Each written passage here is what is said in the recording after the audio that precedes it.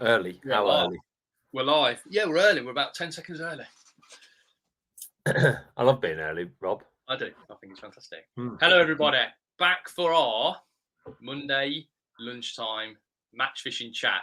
And we had a little bit of a brainstorm, didn't we, last night? What can we call these live chats, these live fishing chats? I think they're bored of the live chat, Rob. You guys, you know, there's live chats everywhere. We needed something a little bit more catchy. So fishing related, we've gone for the weigh-in. The weigh-in. Now, if anyone's got a better idea, get in the comments. But we think the weigh-in is fantastic.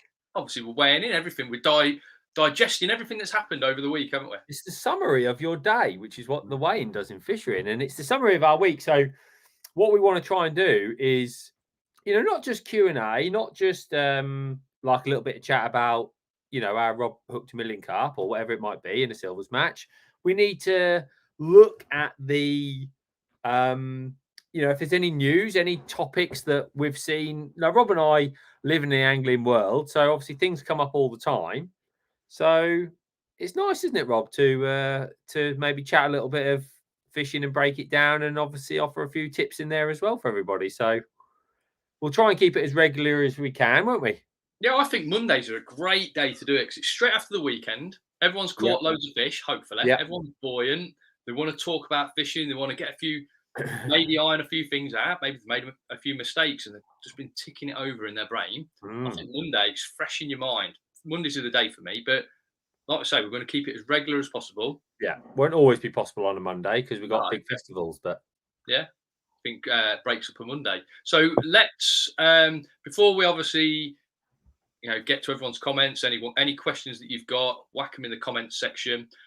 Let's digest our matches from last week because we had a few matches last week, didn't we? We had first up was the Shimano Aero feeder and bomb final at Lindholme. I fished a qualifier. I jumped on a qualifier. We had a day's filming for The Edge cancelled, and I jumped on a qualifier at Aston 2 weeks ago. Straight after the Euro Cup, and I thought I've got to go on this qualifier because I fished Boston for the last week, and I felt like I was, you know, getting a feel for the venue. So I jumped on the qualifier, managed to win the qualifier. 60 guys on the qualifier, great result. Qualified me for this final that was last week, and we had a bit of a team effort, didn't we? Because you came along, we filmed a live match, which is on the YouTube channel as well, and I'm going to say it was a pretty good day. Great day. We caught some fish, didn't we? We had a nice day, an interesting day. So tell everyone what you sort of saw throughout the day, and then I'll chip in with what I felt was happening. Yeah, I mean, it's important to say if you want to go and watch that, you can go and watch that on our YouTube channel now. It's a live match. It's if you're not happy with the editing, that's my attempt. So you know, sometimes I've got to have a go at something. But I think that I found it really interesting. I actually really look forward to sitting with Rob and seeing what he did. He did a few things different to what I expected that I thought were really good. You know, so it's definitely worth checking them out. But I think more, Rob, I'd like to touch on that type of fishing and how good Lindholme was. I mean, you know, there were so many fish caught in and around the lake, and I tell you what, it reminded me. It reminded me that at this time of year, location's massive. I know location can be big anyway at most times of years, but not just within, like, oh yeah, he's on the fly or whatever it might be, within your own peg. So that was my big takeaway from the day, because you actually didn't catch anything long to start with, did you, at all? No, nothing. I went in my mind about with F1s and maybe Bennies and Bonsai in mind, chucking maybe up against things or in a margin with my method feeder or hybrid feeder. So I was thinking along the lines of smaller feeders, maggot as hook bait, similar to the video we shot a couple of years ago on the members section for Lindholme. Fishing for fish with like smaller mouths and fishing with smaller hook baits. So I struggled to get out of that mindset, and I wish, because I drew Loco. Loco, for anyone that doesn't know Lindholme, is a big open lake, deep lake.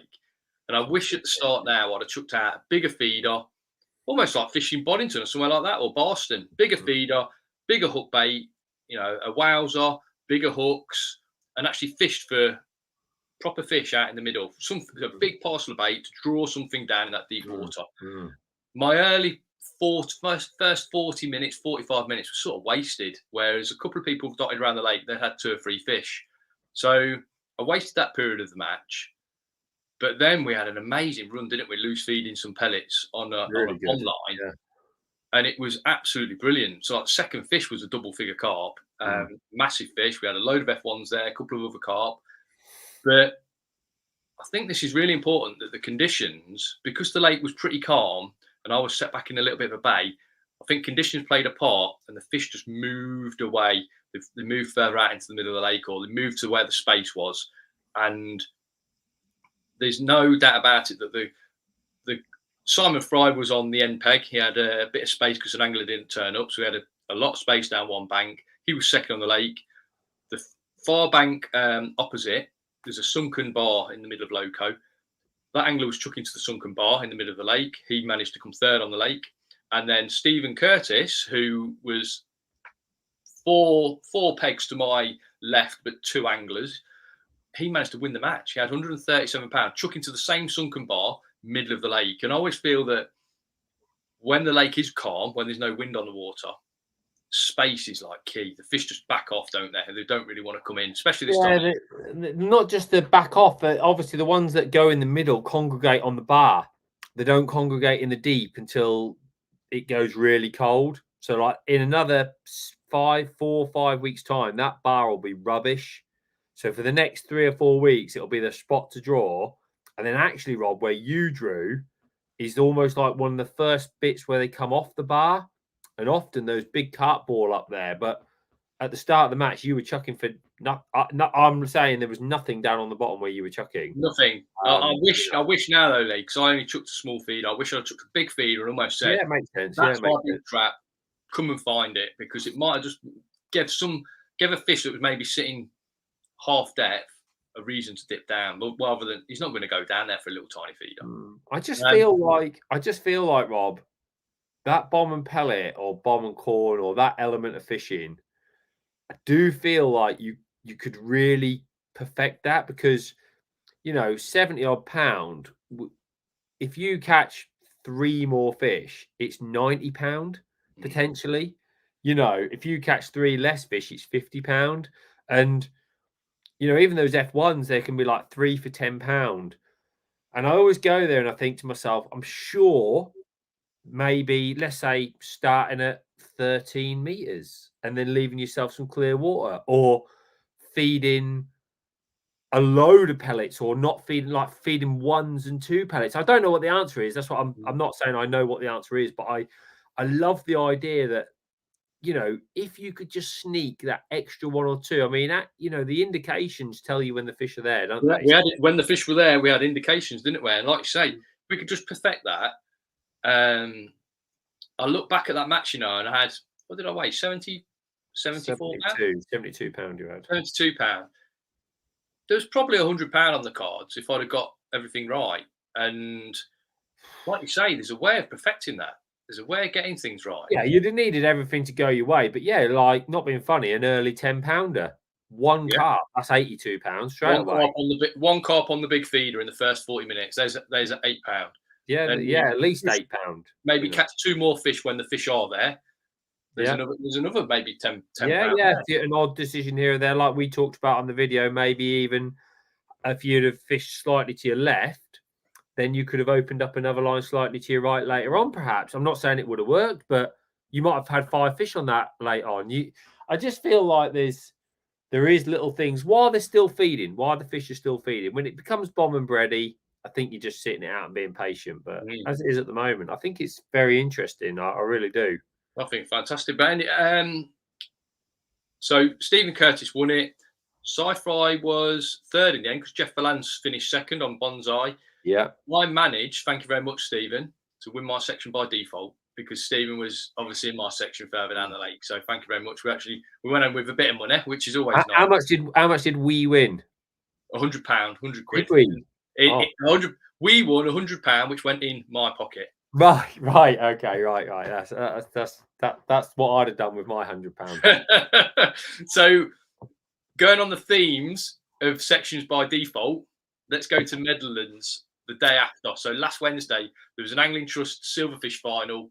Angling Trust Silverfish qualifier at Medlands. Medlands needs no introduction. I haven't got to tell you how good it is as a silverfish venue. Ram full of skimmers.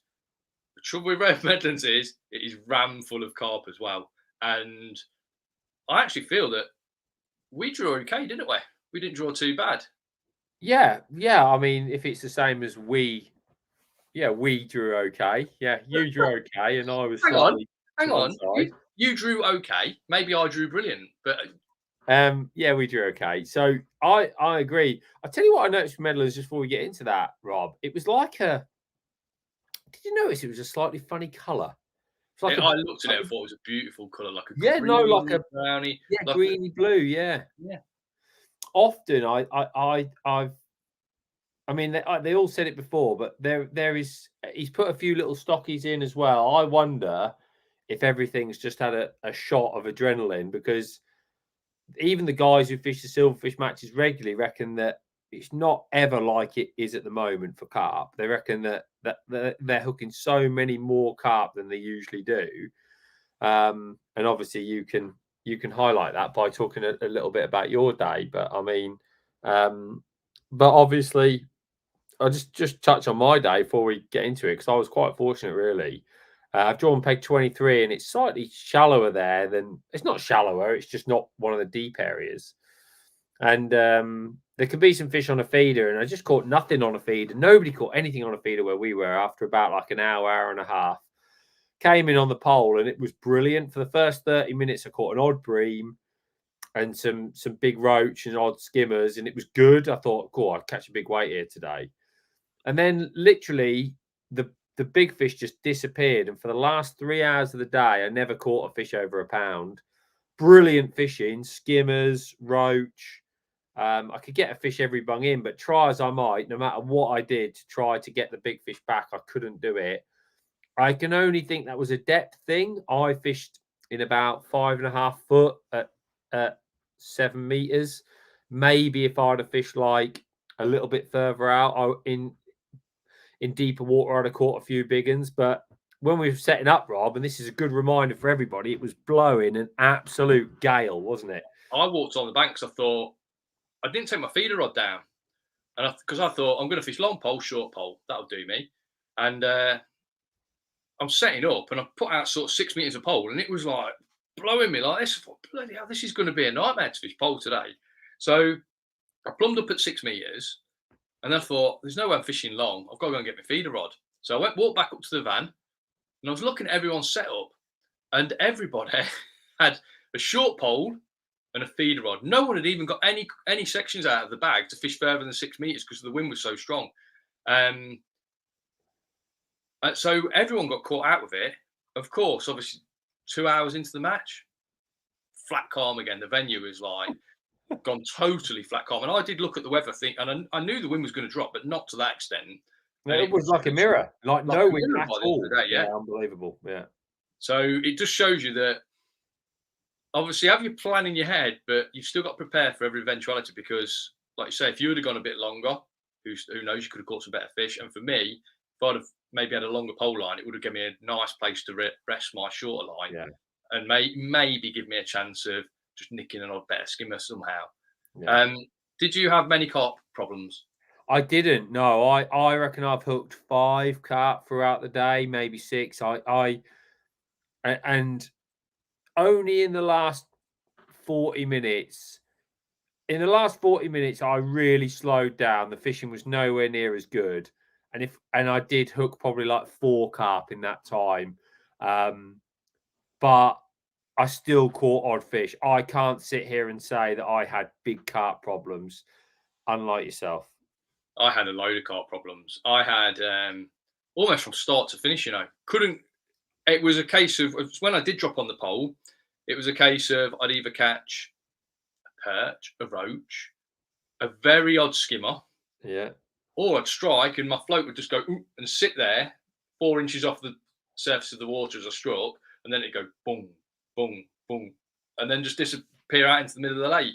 And there were massive carp as well. There were huge fish. I landed a few of them. I've probably landed £100 of carp in, I don't know, 8 fish. I've probably landed £100 of carp, and I've probably lost another 15. It was just ridiculous. Just couldn't get into a swing of anything at all. And I'm not too sure what it was, because I'm feeding casters. I was thinking, well, maybe if I'd have fed pellets, I could understand it, because I brought some carp in, but I was feeding casters. I was trying to cut the feed back. I was trying to spread the feed out, thinking if I spread it more, I'm going to catch some skimmers. It was just incredible. And to make things worse, I'd got Rich Chapman on my right-hand side, and Rich was in between me and Dan Webb. Quite tight, the pegs were there, but he was in between me and Dan Webb, and Dan Webb is even closer to Rich, and Dan Webb's struggling. But Rich is striking, and almost every single time he's got a £2 skimmer on. Every single time he's fishing 6 meters with casters. And we know that obviously people can do things differently, because we'll do things differently, and we're all doing things nicely. Yeah. So he's not fishing the same, but I don't think I'm too much of an idiot fishing that style, doing that style of fishing. No. And Rich is catching a skimmer every drop in. He's getting an odd carp. Don't get me wrong, he's had an odd carp. He's maybe hooked 8 throughout the day, but he's catching a skimmer, like a proper skimmer or a bream, every drop in. It was unreal. There was a period during the match, where for the probably just at the end of the 3rd hour, going into the 4th hour, I thought, right, I've got to see because Rich was so far ahead. That was the critical time that I thought he's probably about £20 ahead of me. If I'm to qualify, I've got to give this a real good go and go really positive. So I got some pellets out. I started being positive with pellets, thinking, well, I'm getting carp anyway. I've got to force the skimmers. So I started being positive with pellets. My peg just dwindled, It just went and went to nothing. And I spent maybe an hour trying to force it to try and catch Rich up. And then into the last hour, I just made the decision just to basically, again, fish to come second to Rich, because I wasn't going to beat him. I just had to accept one. Started fishing casters again. Again, you're back to catching an odd skimmer, perch, roach, still catching carp, but it was a nightmare. I ended up with £35.8, which I think if I hadn't had that duff middle, I managed to come second in the match, because only £37 come second in the match, didn't it? 37.12.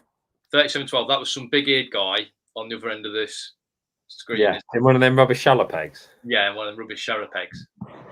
Yeah, that was me. I managed to second. So it was, but Rich had £64, so neither of us qualified. Miles off qualifying. I mean, I sort of looked at it on the way home for about 30 seconds and thought, I'm not getting a £64. It's not happening. Yeah. Only because the stamp of fish isn't big enough there to catch them. Like I said, maybe if I fish further out, but £64 a big weight. Really good weight. And obviously he's done it dead right. So bang right. He's done it bang right. And fair play to him. I spoke to Dan Webb yesterday, because he went back on Saturday, and I think peg 15 this time had like a big weight of bream. Well, the week before, Simon Jones drew 15 in at £84. Yeah. And Rich Chapman was on 17. I'm not too sure if the fish are coming. I'm sure I could, if I've got everything right, maybe I catch him on 18. Maybe I catch him on the next peg. But again, I think you catch the bream if the carp aren't there. Yeah, I think what's really funny is you can't catch bream if the carp are there. And I don't know what the answer is, because I've fed casters over ground bait all day and had hardly any carp problems. And I caught loads of little skimmers, Rob, which you haven't had any of them really. No, I don't have skimmer. No. I've seen it loads of times there. I think it's a brilliant fishery, and I think it's just a case of trying to get the best you can out of your peg, which is a good message for anyone really, because you can't always, which is a bit like what happened to you on Tuesday. I feel like those 3 pegs, you were 4th on the lake. I don't think you could have done any more. I really don't. Maybe you weigh a little bit more. You still just default a section. It's nice to try and improve yourself. And I had a similar thing on Saturday, Rob. I went to Aston Ponds for one of the on-the-fly qualifiers. really, I've never fished a match at Aston. I will be fishing more matches there. It was really nice fishing, and it was eyed fishing, and I had a really nice day, but like only a little bit. Like I never really had anything at all for about 35, 40 minutes. Bloke in the corner on my left was like catching from the whistle. And then it was really good fishing for like 2 hours, like nice eye between 4 and 10 ounce, loose feeding heavily with maggots, fishing rigs through the water. Lovely, lovely fishing. And then almost like somebody just it went from practically one a chuck to not like odd uns. I think like I caught 2 in the next 40 minutes, and it was like, what? And he kept catching a few more next to me, but then up the other end of the lake, who I couldn't see, they've just had one a chuck all day. Like, so they finished the day, and like, so the guy next to me on my right, he's gone, what have you gone on? I said, I don't know. I don't know what I've got. I felt like I might have 15, 16 pound because I hadn't caught anything at the end. And he said, 20 pound might win the lake, you know. And I was thinking, oh, they're quite big. You never know. They might go 20 pound. I just didn't know. And he's weighed 10 pound. I've weighed 22. And I thought, well, got a great chance here of winning. Anyway, I says, how's that done? He said, well, there's been a 31. Yeah. On the top, yeah, 26 next to him. I was like, yeah, I was never qualifying. So I've got a great idea for for a silverfish match. I was talking to this with to Rich on Wednesday about this. Not a silverfish match. I don't know what I'm going to call it. Might call it a power play or something like power play match. Because, and hear me out, I think you'll like this. All right, it's a silverfish match, as we talked about, there's loads of carp, isn't there? Brilliant, you're hooking loads of carp. And we go on these silverfish matches because we want to get bites. Yeah. It's not that we want to not catch carp. It's just what we want to get bites and want more consistent fishing. And we don't want one big pod of carp in the winter to win the day. Yeah. So that's the reason we're going on these silverfish matches. So how about a power half hour? So silverfish for 4.5 hours. Okay. Right. And then for the last half hour, another whistle goes or a horn or whatever you want. And anything counts in the last half hour. So even if you're on the stack of carp, you can't win the match on the stack of carp, can you? But in the last half hour, you know it's like everyone has got a chance of hooking a carp, haven't they? Everyone hooks an odd carp in the last half hour. Yeah. My favourite way. Yeah, I like it. Listen, I like it. I love a fresh idea. If you've got an idea, folks, put it in the comments. If you like listen, if you've got an idea, I think that'd be fantastic. Especially someone like Medlands or where there is a lot of carp. Hallcroft, that sort of place. Yeah, I mean, we on the feeder pairs, right? Carp count a pound. And I think that's brilliant because let's be honest, if you catch between 10 and 15 pound every round, you're going to be in the top 5 pairs, right? So a pound for a carp, I like that. I like the fact you can take your time. If you get 10 pound of silverfish and 3 carp. I get that. Right. You're thinking about the long game. But what about the long game? But at Medlands, I think carp should count 2 pound. Because we debated this at Hallcroft. Should they be 2 pound? Because if you hook a carp, it takes you ages to get it in, right? Or a lot longer than it does a 2 pound bream. So you've got to concentrate to get it in. And they're very disruptive to what you're doing. Now, at Medlands, if they count 2 pound, Rob, right, I believe that you go, on that day, you go, right, I've got carp. So I'm going to target these 2 pound a go fish. And that's up to you. You can either put your carp gear on or you can take your time with your softer gear. And if you think about it, in reality, all right, let's say you hooked and land 20 carp. I don't think you do, in my opinion. I don't think you hook and land 20 carp, right? But let's say you do hook and land 20 carp. You hook 25 carp, but like a lot of them, you hook them and it goes and then just comes off. Don't hook it, play it, put it in your keep net, do all those things. Like you say, you landed 10. Well, if you landed 10, you'd have had another 20 pound and you still wouldn't have beat Rich. He's had 64 anyway.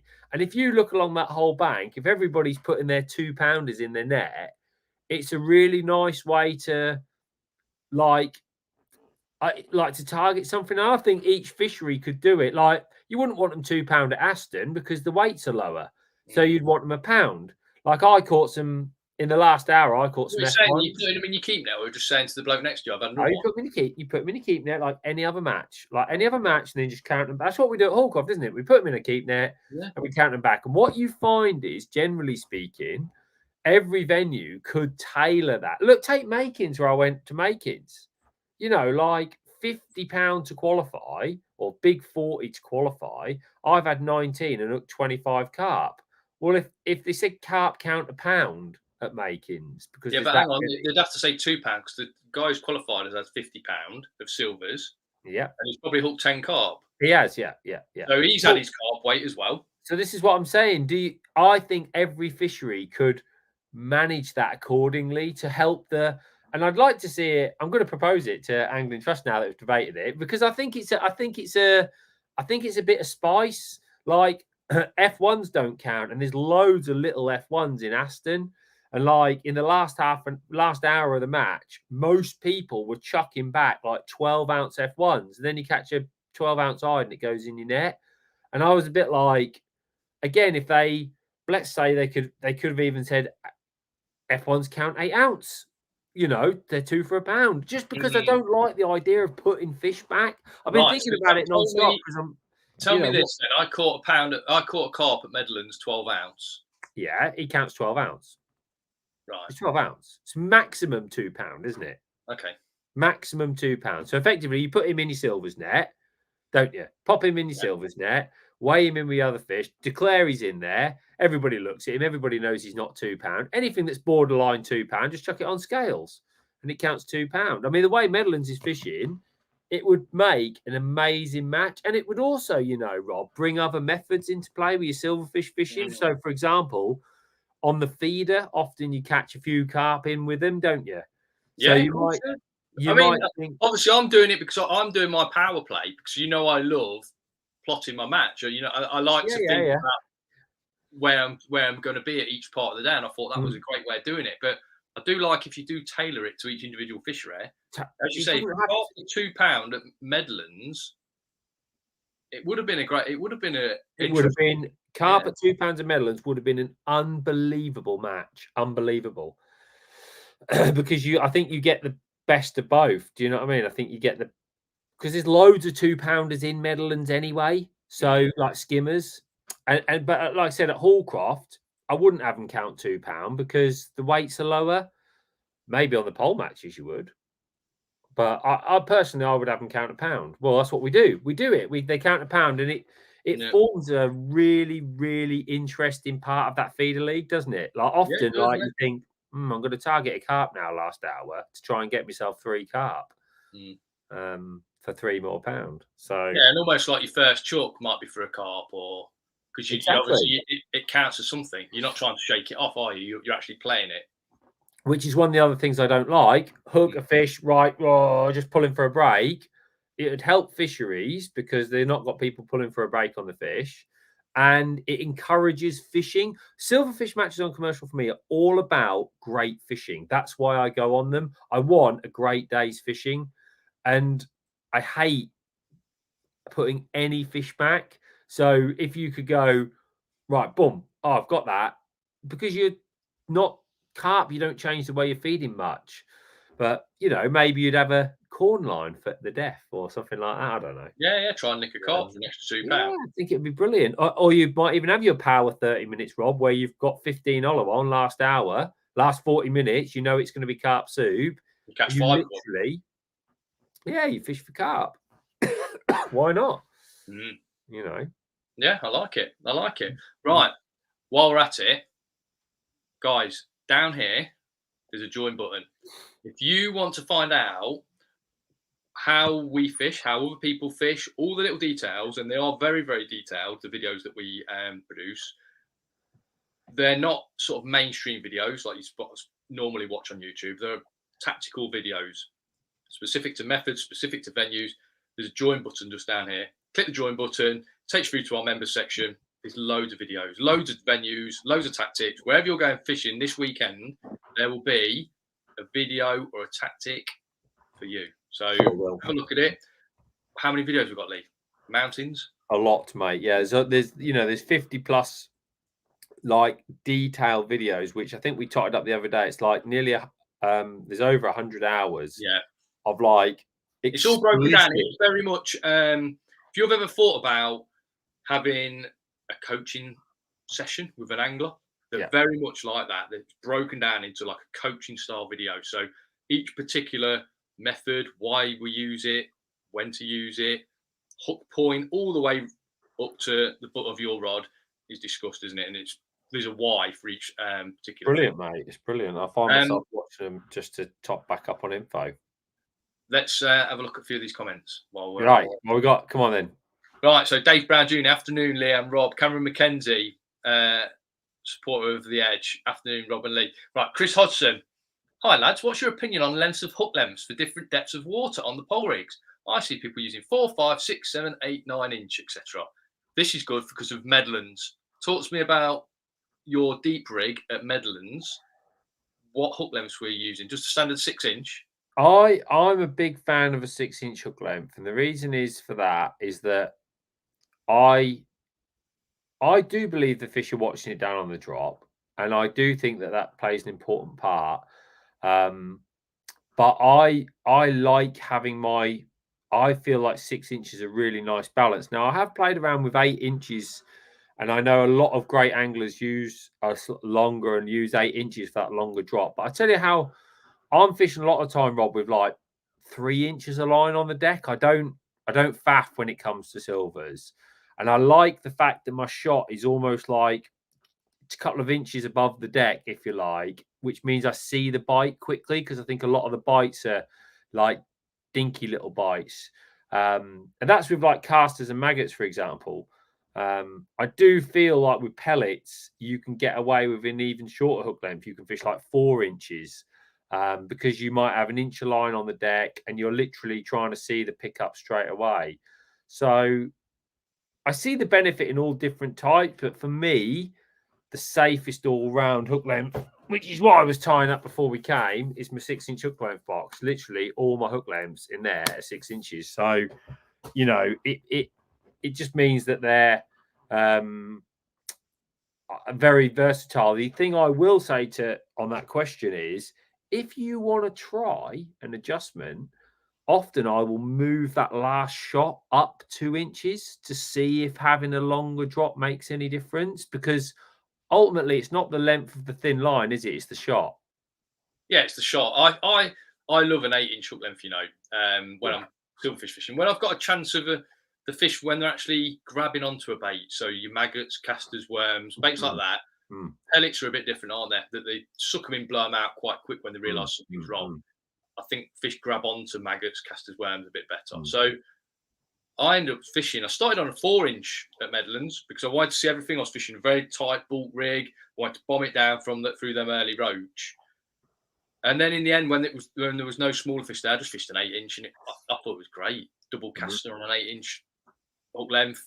Bites were fantastic. But I think if you're going to be like super safe, 6 inches is going to do you for everything. Yeah, I think if you're like that with it, 6 inch, and just move your shot up if you need to. Saying what we're saying, anything over 4, 5 foot deep, anything over 5 foot. Yeah, absolutely. Yeah, I personally, if it was really shallow, you know, definitely 6 inch. But if it is deeper, I tell you what also makes a big difference, Chris, is the clarity.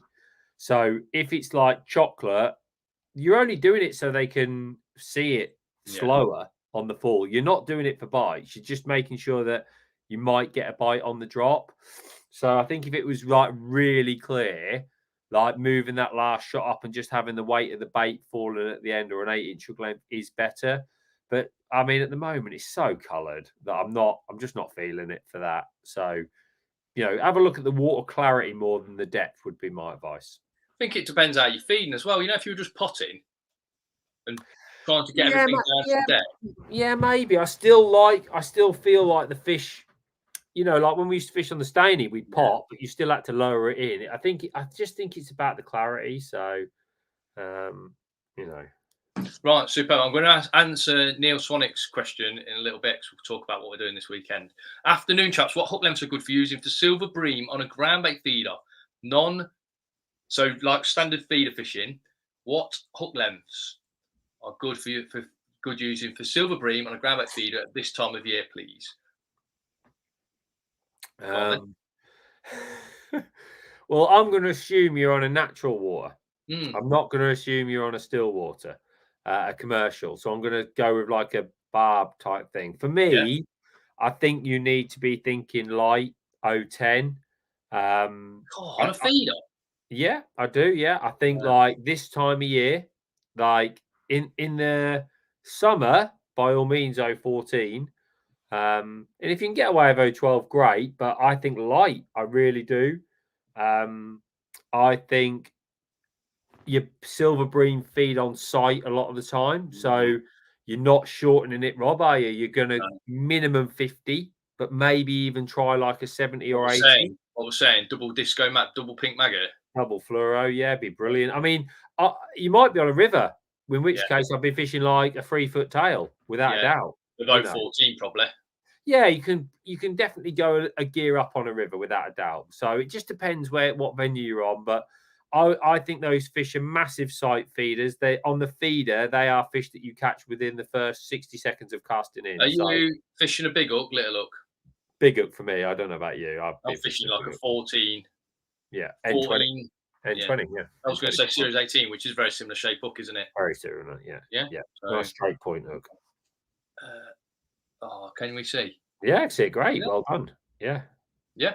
14, Series 18 to 012 or 012, maybe 010 if you're on a 012 if they're good ones, and then 010 if you want to get the extra ones out. Yeah. Would you use a method or a hybrid or Jura Banjo for ground bait and pellet mix? So you like a method, don't you? And then I think for ground bait, method is better. I really do. I'll tell you for why. I don't want my ground bait too contained when I fish ground bait. I noticed when we did that underwater rod the first time round, I put the ground bait on a Jura Banjo, didn't I? And because it was so wafty, it didn't work the same as like a little target package. It worked better when it was almost like ground bait with a hook bait in it. When we tried to keep it contained to a target package, as soon as the fish came, it just puffed it up everywhere and your target was gone. So for me, I would be method feedering if I've got any amount of ground bait in my mix. Based on the underwater, check out the underwater video. It's I think once you go unreal. Once you go sort of past 20% ground bait in your mix, then I think method is definitely. 100%. And ground bait sticks to the bars nicely. You haven't got to worry about it popping off, have you? Because ground bait sort of grips better. And then if you're using pellets, I don't know, hybrid style feeder. I think for me, it's a little bit safer, isn't it? You know you're fishing every single time. No, it's absolutely brilliant. That Jura Banjo is absolutely brilliant. Yeah. Fine. Enjoy your fishing morning, lads. Hope you be as well. Adam doesn't like the idea about carp getting caught in silverfish matches one bit. He says carp do not count in a silverfish match. That's a good idea, Adam. But obviously you didn't have my day at Medland's last week. Power play in a match will only work if you weigh in like fish show. Yeah, maybe, but you obviously have to just put your fish in a separate net, don't you? And just weigh them in at the end. Rob, it's outside the box thinking, and I never outside the box thinking, which is what we like. It's brainstorming. Yeah. Paul Williams, afternoon, boys. Paul Williams at Aston in the Silverfish League. F1s count, carp don't count. That's good. That's really good. I mean, the F1. I'd love him to come on and say in all matches at Aston, F1s count. I'd love for you to. Is that why the kid weighed 31 pounds off at the top? F1s down the front. You're putting them back. Oh, I'd love that. No, I know they definitely didn't count. But that makes sense because they're not very big. So I tell you, Aston's great. I am going to try and get on a couple of opens on midweek because I felt it was not only was it like part behind me peg, good access and all the rest of it. I felt it was good. I liked it, Rob. It's like 5 foot deep. It wasn't like 3 foot deep. I just liked it. I thought it was really good. It's a really popular place, isn't it, Aston? Oh my god, yeah, brilliant. Yeah, I'm definitely going back. I can't wait. I'll tell you what we need to do. We need to go and shoot a video there, don't we? Like a winter silverfish video. Yeah, that'd be good. Yeah, that'd be really good. I think we could. I get Stephen Foster out of the tackle shop to do it actually, because he's absolutely. Is he the boy? Man. Is it? Oh, he's the man. I'm getting him on as a guest. He's an absolute. He's my hero. Well, I'm going to put the banner up, Lee. Look, while we do the comments. I can't believe you waited that long. Hit the join I button. needed to do it. Yeah. Hit the join button, boys and girls. And as a minimum, like and subscribe. Yeah, of course. The Hog, mine Hog, has been on. He talks about disco maggots. He says salt and vinegar discos or salt and vinegar Walker squares. Ha ha ha. That's the Hog's sense of humour. That is right. Yeah, Ashley. Ashley Sampson. Hi lads, I know a lot of venues ban braid hook lengths, but given the option, would you choose to use braid when fishing the method or hybrid feeder? I used to use braid quite a bit at local venue to me when I was first fishing method feeder. It was allowed there, and I thought it was great. But the trouble is, so many places now just ban it. It's like put me off, Rob, because I agree it's nice, but I didn't want to be tying loads of hook lengths that I could only use on like one venue. And I understand why it is harsh, isn't it? It's harsh on a fish's mouth, but yeah, we know it works well. I think it's. I do. If I had the choice, I'd use braid if I had the choice. But like you say, just you're limited. You're limited to venues now. Yeah, you are limited. You can use it. Richard Webb. Any further update, Lee? Here we go. Any further update on how to change my Edge subscription to the YouTube? Yeah, so like I said, Richard, the only way that you can do that, if you are a member on the website, what you need to do is effectively end your membership on the website and then join on YouTube. Now, when on the YouTube, the price is set on YouTube. We can't change it. It is what it is. So I appreciate some of the maybe early members who have got who had the reduced rate on the website. Unfortunately, we can't do anything about that. So we love that you guys who can obviously watch it on the website. If you're a YouTube guy, the only way to do it is to basically message me. I can unsubscribe. I can basically cancel your subscription on the website, and you can literally just press the join button on YouTube, just like any other YouTube subscription channel, and join via YouTube. So obviously we're hosting the videos in two separate places, and these different places have got their own benefits. One, YouTube, a little bit more expensive than watching it on the website. Yeah. But you obviously get the user-friendly interface of YouTube. Yeah. But the website, if you want to get 10% off your bait through Willy Worms, that sort of thing. Obviously, you can watch through your TV on the website. Yeah, you can easily watch through TV. You can interact with the videos on the website. So the website does everything that you need it to do.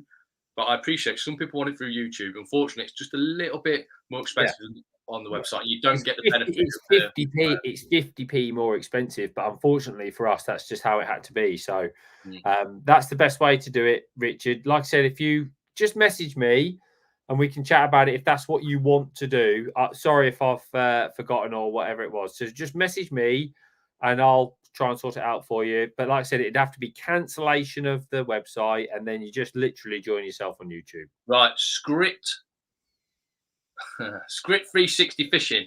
I don't know what this is. Afternoon, how are you attracting fish into your peg in winter? I don't think we've talked about this before, but I don't think there's anything more attractive than ground bait. I think if your fish aren't there and you're trying to attract something in, a fine, really damp ground bait, and obviously the wetter you make the ground bait, the finer it becomes in the water because the particles break down, you get the cloud. For me, the ultimate way of attracting a fish is effectively to do that. Now, sometimes that's too attractive. So the reason we don't do it all the time is you might have fish up in the water and all over the place. But if you are just trying to go, I need something to attract a fish in, Rob, I'm saying ground bait is number one, isn't it? You're saying sort of sloppy ground bait. Yeah, really sloppy, like a damp, sloppy ground bait. I mean, even when you're pellet fishing, it's brilliant, isn't it? A little bit of crush on top of your pellets, tap it in, your pellets go to the bottom, and the smell, I don't even think it gets to the bottom, it just hangs in the water, and it draws the fish in who then goes down to your pellets. So, if you're fishing with maggots or corn or whatever you're doing, sometimes ground bait can just be a brilliant, brilliant way of drawing in a fish. I'm with you. the trouble is you've just got to rein it all back, haven't you? So whereas in the summer you might put in a pot full of damp ground bait or sloppy ground bait, and in the summer you might feed 4 feederfuls of that sloppy ground bait to get fish in your bag. You've got to scale everything back, so smaller amounts and like little tiny pole mounted pots worth of sloppy ground bait, or much smaller feeders, little tiny thimble feeders. We'll talk about that next week actually, like our feeder selection, because this is our last topic. We are on the winter pairs this weekend at Hooklengths. It's the start of the Feeder Masters winter pairs. This is a great event. It's at Hooklengths, which is a great fishery. Silverfish, but carp count as a pound. We've touched on this already. And Neil Swanwick asked us earlier, who's fishing the league with us. He says, "Hi lads, hope you're well." I thought he said, "You're looking well," but he's hoping we're well. Looking forward to the feeder pairs starting. How do you feel it will fish after the punts have been on? So Hooklengths Fishery is located in Retford. Retford, around 3 or 4 weeks ago, had horrendous times with the extra water and some flooding. So Hooklengths was literally all underwater, which is such a shame because people live on site in caravans and lodges. You know, they had a nightmare, and we just didn't know what was going to happen with the fishing because the fish can swim away if they wanted to. People have been since and had a great day's fishing, haven't they? So it looks like the fish are still there and happy. Yeah, I think so, Rob. I'm really looking forward to it. I can't make the first round, sadly. Yeah, you can't, can you? Yeah. Oh, no. I've got a super sub. I've got a proper super sub. Right. So I've got my super sub in, and I'm going to keep him secret till next week. Tell you how he got on. And and it's it's going to be. I think it's going to be brilliant. I know a few guys who went at the weekend and bagged up. I'm actually going Thursday with my partner Will, just so I can try and help him. With any information I can. I'm expecting it to be really good, Neil. I really am expecting it to be good. We might have to tweak the pegging a little bit based on the banks, but I'll have a look Thursday. I've no doubt it'll be the #1 silverfish league again this winter. Yeah, I think so. Right. Thank you very much, guys and girls, for watching. Remember, if you want more detailed fishing videos, you want to get better at fishing, you want to fast track your fishing, which is, I think that's what we've done to a lot of people, and they've actually told us that's been the case. Hit the join button. Oh, I keep getting it. It'll be down there. Hit the join button. If you're struggling to see it, go to the YouTube page, or the Edge YouTube page. It'll be on there next to the subscribe button. Hit the join button. Join. It supports us. It helps us massively. It will help your fishing no end, because every time me and Lee go out together, it helps our fishing as well. It's no coincidence that we've had some fantastic results off the back of going out and shooting our videos and mulling things over between us, and you get the benefit of that knowledge as well. So once again, thanks for watching. Hopefully we'll see you next week.